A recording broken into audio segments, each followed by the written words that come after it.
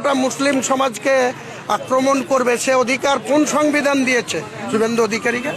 জাতিকে আক্রমণ করবে আমি বলবো না, আমার কাছে আগে দল না, আগে আমার জাতি। আপনি লিখে দেন, আমি ওসব পরোয়া করি না। আমার জাতিকে অ্যাটাক করবে আর আমি শুভেন্দুকে ছেড়ে দেবো? কোনো মতেই ছাড়বো না, প্রত্যাহার করতে হবে, নাহলে মুর্শিদাবাদে যেতে দিন, দেখাবো মুর্শিদাবাদে হুমায়ুন কবির স্পটে না থেকেও শুভেন্দু অধিকারীর কি অবস্থা করবো। ব্যর্থতার কথা আমি বলবো না, পুলিশ নাকা তেল দিয়ে ঘুমাচ্ছে, দেখছে না যে গোটা মুসলিম সমাজকে এইখানে দাঁড়িয়ে অ্যাটাক করছে সে?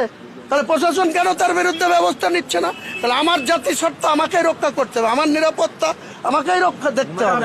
ওনাদের এখানে ডাক্তারদের জন্য প্রেস ওদের বিরুদ্ধে বলার জন্য বহরমপুর থানায় আমার বিরুদ্ধে এফআইআর হয়েছে। কে বলেছে যে মুখ্যমন্ত্রী আমাকে শেল্টার দেয়? অন্যায় করলেই তার প্রশাসন ব্যবস্থা নেয়।